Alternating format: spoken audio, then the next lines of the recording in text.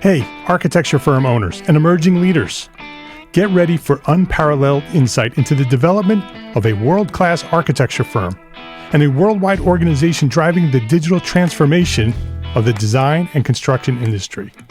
With Build Smart, the podcast that's changing how our profession operates.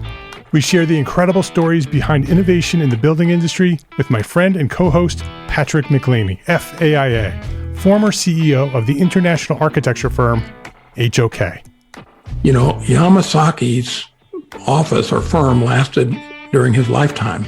And when he passed away, I think that was the end of the Yamasaki office. Helmut did not want that. He wanted a firm that would live out and grow beyond the founders. In Season 1, discover the untold stories behind HOK's meteoric rise, from 150 employees in St. Louis to a powerhouse with over 1,900 staff members and 27 offices worldwide. You know, they weren't as polite as the Kojima people. That was just boom. And anytime you have a creditor, whether it's Kojima or the bank, that wants their money, unless you can raise money someplace else, you are out of business. Bankrupt. And hold on tight for Season 2, where Patrick takes us on a new adventure as chairman of Building Smart International, shaping the future of digital transformation in the design, construction, and operation of built assets. Ian Howell, Ken Harold, and I, Ken was my technical representative from HOK. The three of us took a tour of Europe of 5 cities in 5 days. Very busy time. Simply follow the link in the show notes to subscribe to Build Smart now and uncover lessons that will transform you and your architecture firm.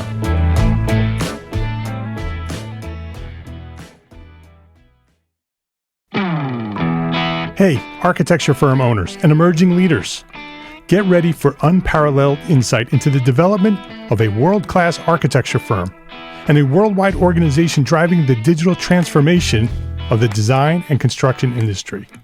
With Build Smart, the podcast that's changing how our profession operates. We share the incredible stories behind innovation in the building industry with my friend and co-host, Patrick McLeamy, FAIA, former CEO of the international architecture firm, HOK. You know, Yamasaki's office or firm lasted during his lifetime. And when he passed away, I think that was the end of the Yamasaki office. Helmut did not want that. He wanted a firm that would live out and grow beyond the founders. In Season 1, discover the untold stories behind HOK's meteoric rise, from 150 employees in St. Louis to a powerhouse with over 1,900 staff members and 27 offices worldwide. You know, they weren't as polite as the Kojima people. That was just boom. And anytime you have a creditor, whether it's Kojima or the bank, that wants their money, unless you can raise money someplace else, you are out of business. Bankrupt. And hold on tight for Season 2, where Patrick takes us on a new adventure as chairman of Building Smart International, shaping the future of digital transformation in the design, construction, and operation of built assets. Ian Howell, Ken Harold, and I, Ken was my technical representative from HOK. The three of us took a tour of Europe of 5 cities in 5 days. Very busy time. Simply follow the link in the show notes to subscribe to Build Smart now and uncover lessons that will transform you and your architecture firm.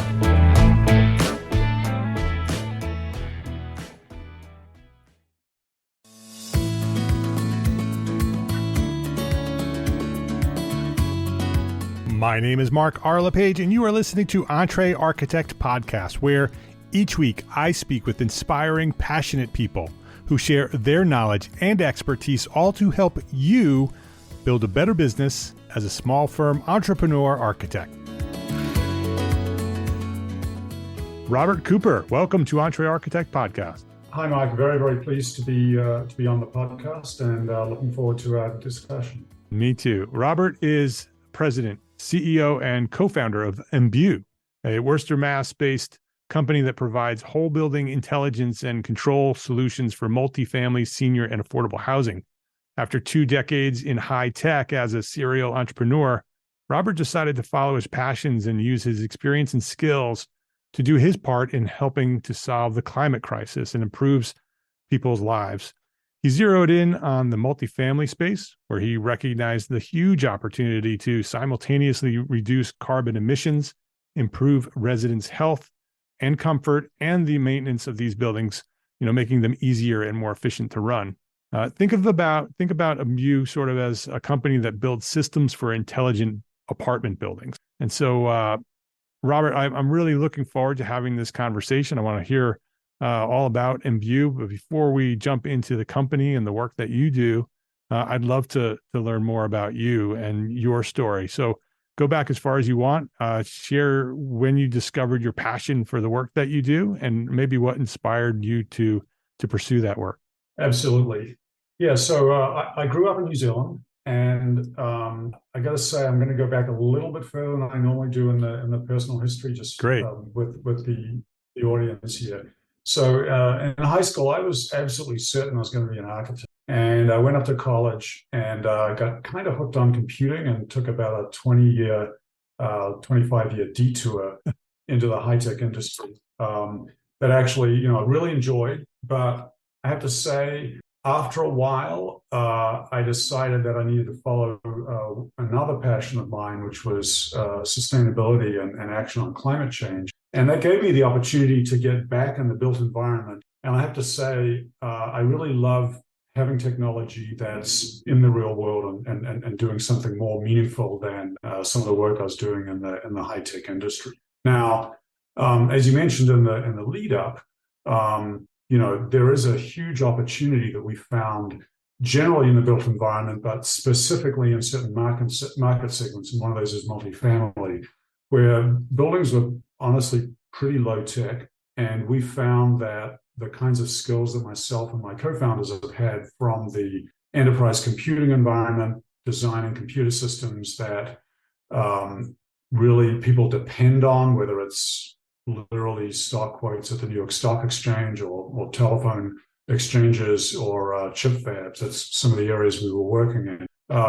Stuff that people rely on every day, and stuff that involves data that gets turned into information that just operates your business better. Those same themes in the last few years have really been applied in the built environment up and down the stack. And we found a really great opportunity in the multifamily and the apartment building environment, where we felt there was still an unmet need for the kinds of capabilities that we had. So that's kind of where we went. Before we get into Embue, you have a background in technology, and you're a serial entrepreneur. You talked a little bit about stock quotes and data and that kind of thing.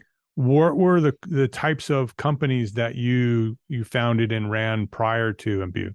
So probably the big one was the most impactful for me was right out of grad school with a professor. I co-founded a company that did what was at the time called fault-tolerant distributed computing. We would probably call it cloud and edge computing today. And we sold that software. Literally, it ran at the New York Stock Exchange. It ran at a bunch of places on Wall Street.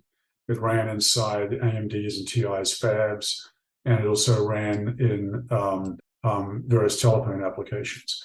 And that was just a huge experience for me, being able to apply my technical skills to something that was making a difference in somebody's business that I didn't necessarily know about that business.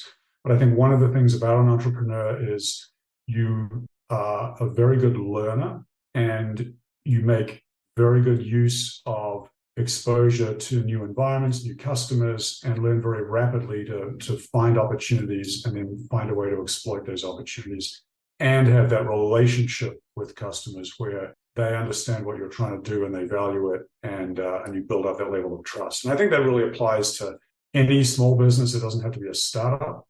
I think that's really the common thread in founding and running a business. So when you did launch Embue, was it you had exited from another company and you were looking for the next thing to do, and you sort of went back to your roots and rediscovered your interest in buildings? What was the inspiration for this next chapter? So it was very intentional, and I put that in context because, like a lot of folks in high tech, I had some unintentional zigzags in the career, right? So at various points, there's tech upswings and downswings. Yeah. And so I've made different transitions within tech, every 5 or 6 years or so. It's an acquisition, getting laid off, whatever it is, the usual sort of journey. I was in a position at a company supplying into the defense industry, and I realized there was a serious risk I was actually going to retire at that place, and I wasn't that old at the time. And so I very intentionally decided where I was going to go, and it was broadly in sustainability. I went off to night school, which in my case was Harvard Extension. I can't speak more highly of the Harvard Extension sustainability program. You can join that program from anywhere in the world, which is actually one of the amazing things about the people I met on that program. During that period, I then was actively, looking for a new opportunity, and found it with a small startup prior to Embue. It was actually doing small buildings, single family house energy management. And then in 2015, really started listening to the people in the multifamily and apartment industry that had been kind of knocking on our door. And one of the things you are told to do in startup land is, have that laser focus, right? Okay, we're focused on this market, so ignore what else is going on. But every now and then you need to listen to who's knocking on your door and maybe go talk to them. And that's what we did. And we actually did cold emails and outreach to a number of leading folks in the industry, and got an amazing set of callbacks, had meetings with those folks.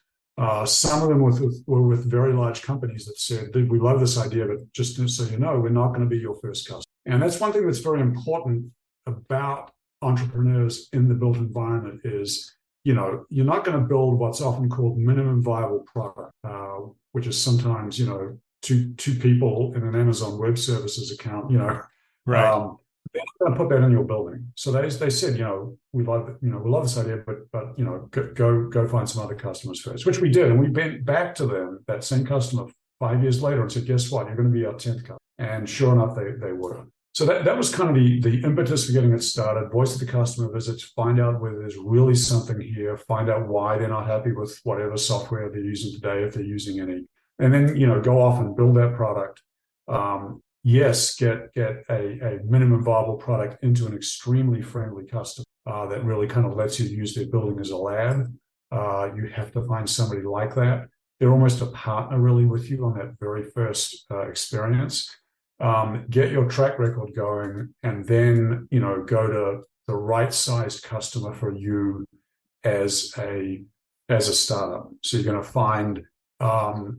find a customer that's not huge, so that they can make decisions relatively quickly, but that also is visionary enough to want to try something new. Yeah. Often they've thought about the problem themselves and thought about the solution themselves, so their mind is prepared for what you're going to do.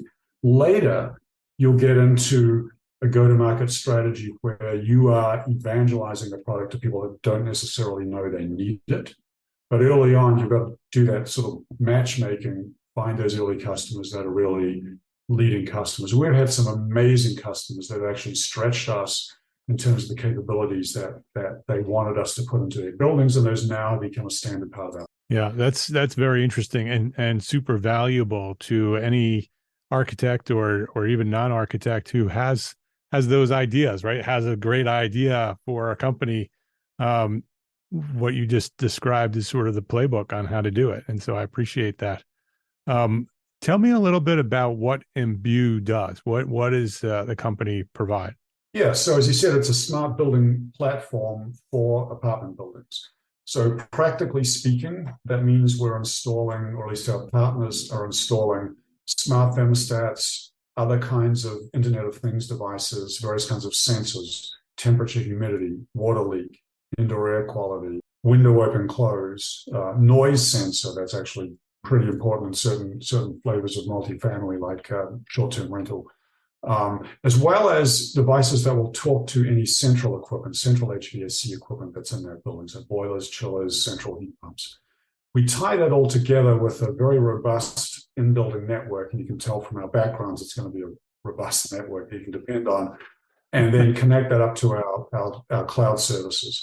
We actually do a certain amount of processing within the building. That's super important because we're doing not just monitoring, and those control loops need to be running in the building. So, if the internet connection goes down, there's some other problem, we're still running the building appropriately. But the bulk of our software runs in the cloud and then serves up a user interface on smartphone, tablet, and web. So that's all kind of the nuts and bolts. And I started that way because I think, I think the audience is probably wanting to know concretely what we do in the building. But let's try to figure out why you would ever want to do it. Yeah. So if you think about multifamily, it is a unique segment of real estate which has elements of commercial and residential. So it's commercial because we're making a B2B sale. These are professional companies that are running an enterprise, running a business. It's got elements of residential, but it's rental, and you've got tenants, and that's their home. So you're not just going to walk into anybody's home to do what you may need to do in that property without 48 hours notice and a good reason. So if you think about the staff profile, and I'll get to climate change and energy in a minute, but let's start with the benefits for the staff. So they're sitting in the building, and they know bad stuff is going on in the building. They know that the people that complain about stuff, generally there's probably not a problem. And the people that have problems, major problems in their apartments, probably aren't telling you about it until you find out because water's flooding into the apartment below. So it's a very, very frustrating environment. It's frustrating for the senior staff that are 60, even 70 years old that are aging out. It's frustrating for the 20-something that just got hired and he's got a plunger in one hand and a wrench in the other. He's like, well, what did I just do? What kind of job do I? So if you take those folks, both of them, and you give them you take their smartphone they've already got, and you put an app on it that gives them complete visibility to everything that could be going wrong or is going wrong in that building. It is literally a game changer. I mean, we have almost an emotional connection from our staff users with the platform. They practically want to hug us when they get the platform. Practically speaking, they say things like, I can handle 90% of too hot, too cold calls remotely, and I might be in the building. I might be at home. I might be at another site because we're pooling staff in between other sites, and I can solve those problems. That's really where the value of this platform is. And when you think about these kinds of devices, your first thought might have been smart home and those kinds of things. And that right. Certainly is an amenity of value to the residents, but it doesn't apply to every segment of market. So we include student housing, senior housing, private affordable housing, in our space, and those folks aren't necessarily wanting to pay more or wanting to necessarily use smart home devices, but every one of those properties has staff in it that need our product to do their jobs. Let's take a quick break to say thank you to our sponsors for their support of this episode. Accurate data is crucial, especially in today's business environment. Outdated and inaccurate data leads to turnarounds, delays, and rising costs. With supply chain and staffing issues, these costs and delays can multiply. That's why a resource like arcat.com is so important. Arcat works with manufacturers to keep their data up to date and accurate, and offers it to you easily accessible and free. Use Arcat's powerful search engine to find what you need fast and download it right there on their site without needing to pay for anything. It's free. So go try arcat.com today. That's ARCAT.com. Please visit our sponsors today and thank them. Thank them for supporting you, the EntreArchitect community. Your client or your customer is the building owner, right? That's who you're serving, or are you also serving developers with new buildings? We do both. So we sell to developers, we sell to owners, and we even sell to managers. It really depends who is the decision maker on these projects. So we will go into developer companies that are building, holding for 2 years, stabilizing, and then selling. We'll go into buy and hold or build and hold owners. And the value prop really carries across all of those because we are driving improved operating performance, lowering the operating expenses. We are increasing the asset value. So as you stabilize a new building, maybe sell it after 2 years, we're a component of that stable value to the bottom line. So you save the building owner money. You help the staff do their job better, more efficiently. What else is Embue doing in terms of impact? Yeah, so the big one, and the one that got us into this space, is energy income. There is old energy hog buildings. We go into those buildings.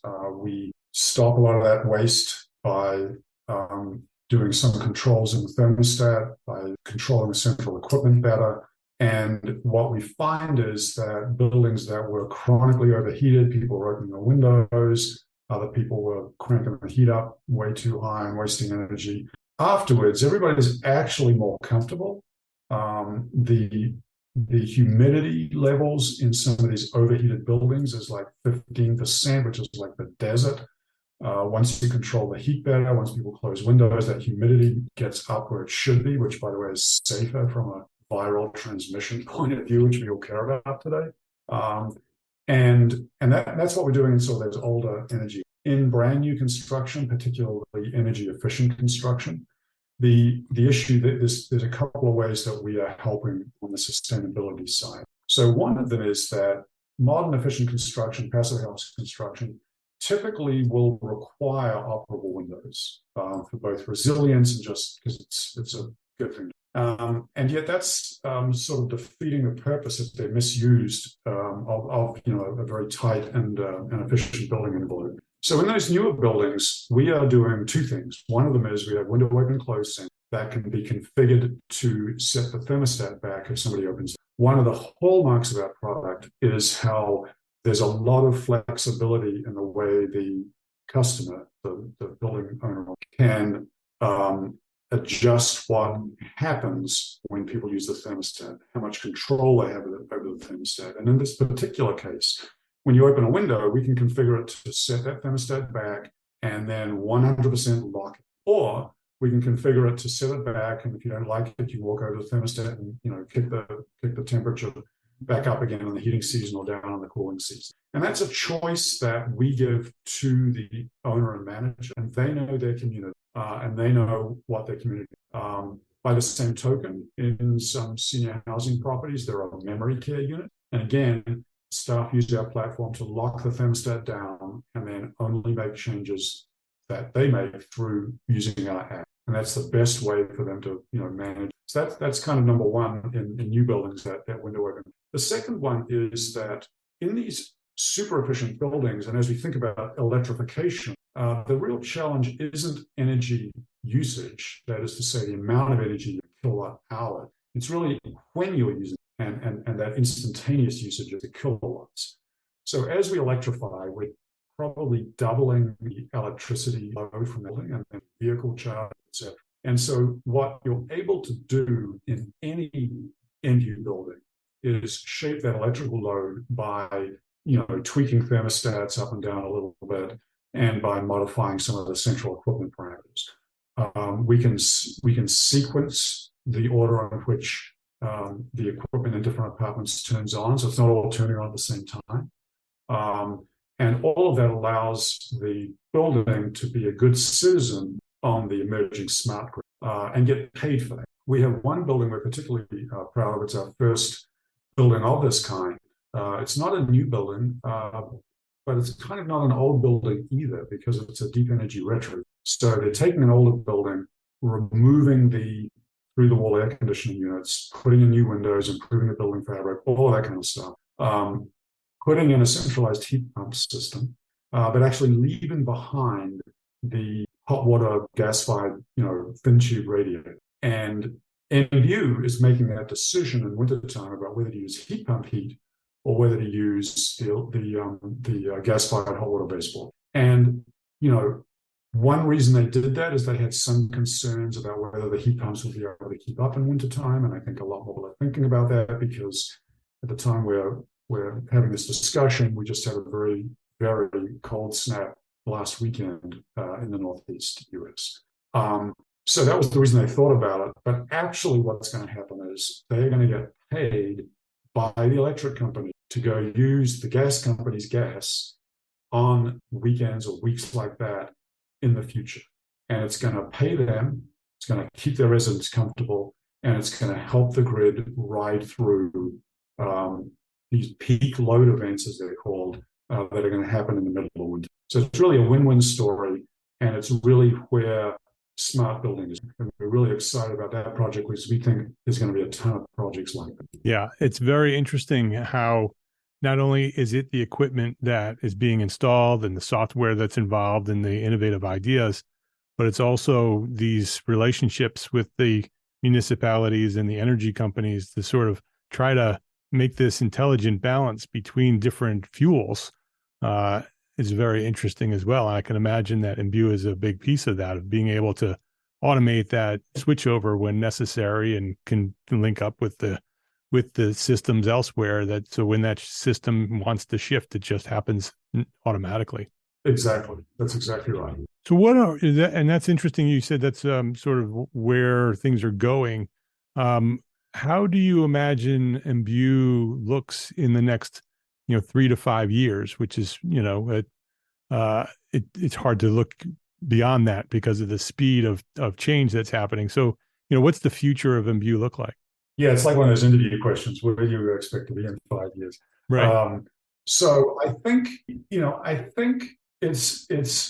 it really is enabling these grid connected buildings, so that we're doing everything we already do today in terms of keeping people comfortable and in a healthy environment, making it easier for the staff to manage these properties, but then really rolling out the smart grid. And the grid and the energy systems don't change that quickly. So I feel fairly confident that 5 years from now, we will have made a huge amount of progress in this space, that, Embue will be a major player in grid-connected multifamily buildings.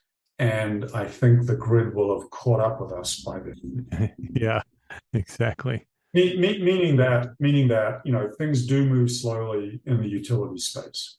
People are working really, really hard on this, but there is a lot of infrastructure in place today that's was not designed for exactly the kind of balancing you're talking about there. Yeah. Well, our audience are primarily small firm architects, lots of decision makers. Is there anything that our community can do to influence their clients to look at the work that you do? Is there any pathway to bring Embue to their projects? Absolutely. I think as we've engaged, particularly with new construction projects or these major retrofit projects, we've learned, much more about the different players, the influencers, the decision makers, and so forth. So I think it's important to engage early on with the client and with their MEP engineer on the goals around sustainability and carbon footprint, because a lot of decisions get made early that have a big influence on them in terms of window areas and building massing and things like that. At the same time, those same decisions get made around the electrical and the control infrastructure in those buildings. So you might think about future-proofing a building by having sufficient electrical infrastructure in there that you could support electrification in the future, even if it's not 100% electric today. Our kinds of technology, specifically Embue, goes in very easily into any building, old or new. It's primarily wireless, and it's very easy to install. So there really aren't a lot of requirements that you would do anything differently in the design of a building to support, to support what Embue is doing. So I really think it's more about sensitizing the client and their MEP engineer, because they have some influence on how they just design conventions that they've used, making sure they're sort of aligned for where I see at least the environment going. Smart building. Every building is. Yeah, and it sounds like Embue allows that to happen, where it's not very low friction to bring that system into any building. It's just a matter of making the building owner aware of it, show them the value of doing it, both financially and sustainably. And when you get every apartment building in the world, starting with the country, but if you think about, if you take all of the building stock that we have throughout the world and bring in this technology that really is just plug and play, it can significantly reduce carbon emissions and climate change and all the other things that are happening through our buildings. And so Embue is certainly a way that we can help the future of our planet through the built environment. Yeah, and I think there's a huge opportunity for architecture, but just the design and construction industry in general, because of the pace of these deep energy retrofits that are going to happen. They require a lot of thought and planning. They're large capital projects. They actually have a lot of similarity. They're essentially rehab projects. And if you look at the velocity of, if you look at the existing building base, how many of those buildings will still be around in 2040, 2050, there is going to be a big increase in work for folks in the design and construction industry, and really helping solve the climate crisis. So as we wrap up here, Robert, I have an opportunity with you, because you are a serial entrepreneur. You've built businesses, you've sold businesses, you've exited companies. So this question is very interesting for me to hear your answer to. What is one thing that a small firm architect can do today to build a better business for tomorrow? Yeah, I think it's really a combination of the tactical and the strategic. I got a quote a while ago saying that an entrepreneur is a short-term pessimist and a long-term optimist. And you got to be a short-term pessimist because lots of bad stuff can happen, and things that are bad in the short term can be company-ending events if you don't watch out for them. And so you may not get to the long-term vision that you're going for. But if you don't have that long-term vision, I mean, why are you even doing it? And it keeps you focused on that kind of long-term goal and really gets you up. His name is Robert Cooper. The company is Embue, so it's EMBUE. You can learn more about Embue at embue.com, embue.com. Robert, thank you for the work that you're doing with Embue and pursuing this challenge of impacting the world through the work that you're doing with efficient buildings to reduce climate change, to impact carbon emissions throughout the world. Thank you for that dedication, and thank you for coming by here and sharing a little bit about Embue and the work that you're doing at EntreArchitect Podcast. Thank you so much, Mark. I really enjoyed it.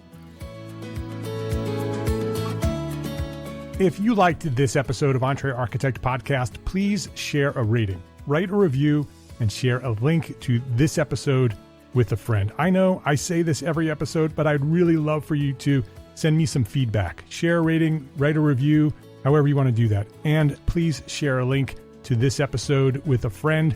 Just send it off in an email. Say, hey, take a listen to this episode of EntreArchitect Podcast, because that is how EntreArchitect has grown to serve thousands more architects just like you. I appreciate it. Share a rating, write a review, and share a link to this episode with a friend. Thank you to all our sponsors for this episode. Links to all our sponsors and all the resources that we discussed today in this episode are available at the show notes for this episode, and all the episodes can be found at entrearchitect.com/podcast. entrearchitect.com/podcast. EntreArchitect is a member of the Gable Media Podcast Network. That's the media network that's dedicated to architects, engineers, and construction pros. Listen and subscribe to all the shows at gablemedia.com. That's GABL media.com. If you like this podcast, if you like EntreArchitect Podcast, I think you'll love all the podcasts at Gable Media. Go check them out at gablemedia.com. My name is Mark R. LePage. Thank you for listening to this episode of EntreArchitect Podcast. I appreciate you. Love, learn, and share what you know.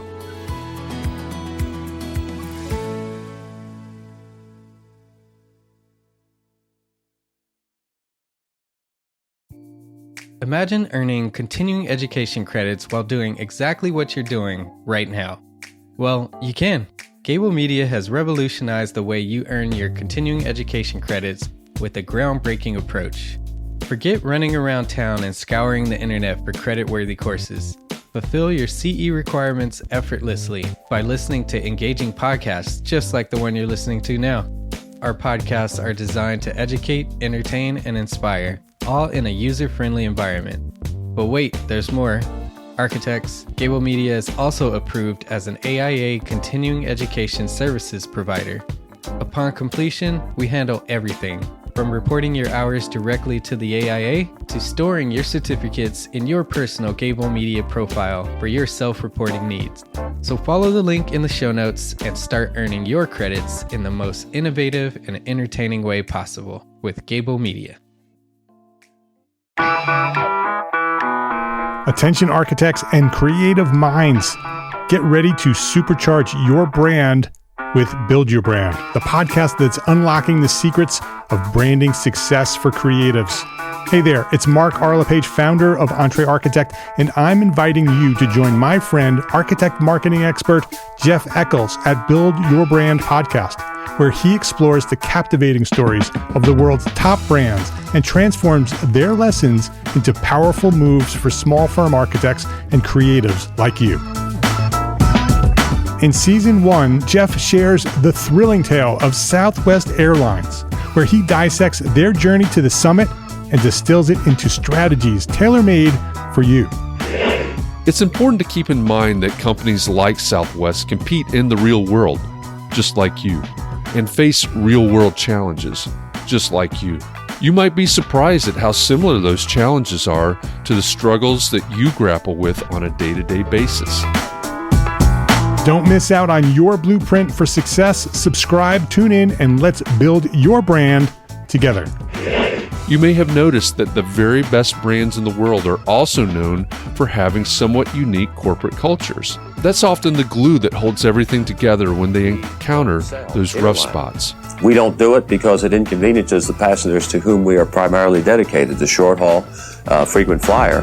Follow the link in the show notes to subscribe to Build Your Brand today. Remember, no matter the size, the journey's the same. Your brand's journey to the top starts here.